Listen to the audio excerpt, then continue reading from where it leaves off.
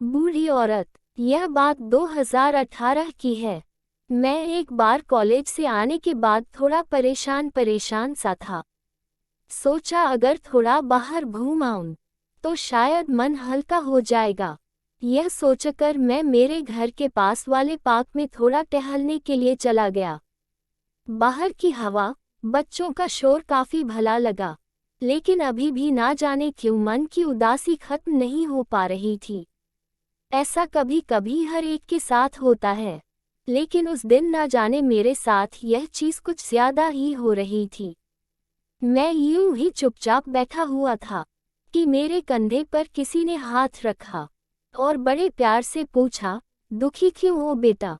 मैंने पीछे देखा तो लगभग 50 से 60 साल की एक वृद्ध महिला मेरे पीछे खड़ी हुई थी।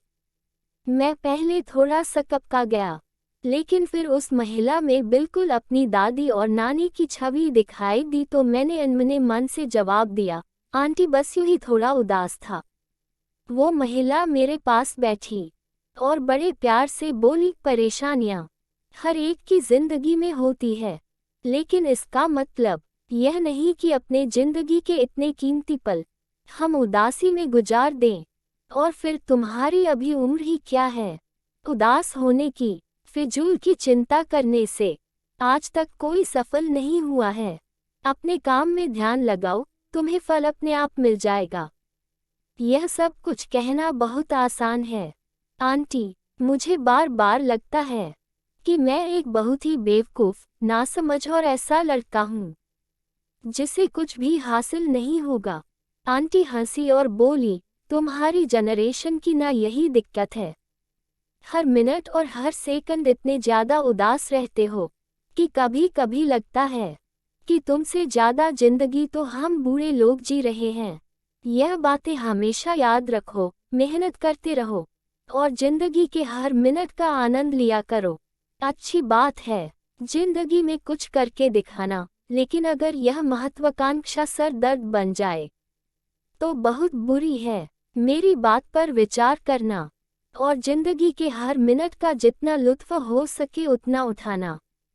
क्या पता जिंदगी हमें कब ऐसे मोड़ पर लाकर खड़ा कर दे जहां से लौट आना बहुत मुश्किल हो। यह कहकर आंटी वहां से चली गए, लेकिन मुझे उनकी यह बात बहुत अच्छी लगी।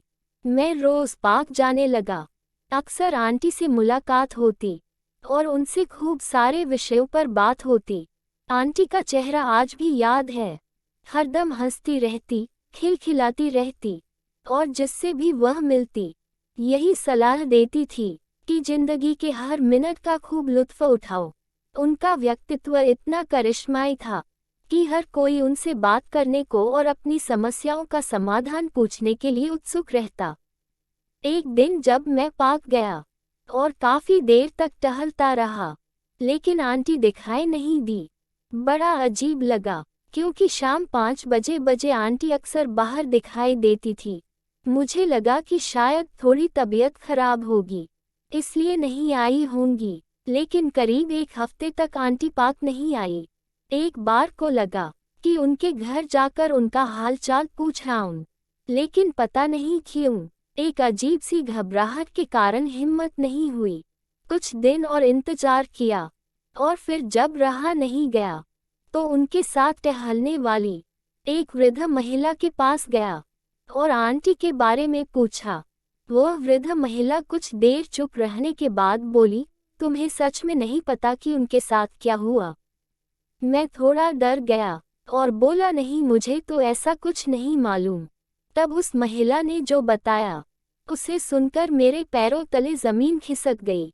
वह आंटी जो कि एक सरकारी स्कूल से रिटायर्ड टीचर थी और जो खूब हंसकर सबसे मिला करती थी, सबका हौसला बढ़ाया करती थी, उनकी जिंदगी वास्तव में इतनी खुशहाल नहीं थी।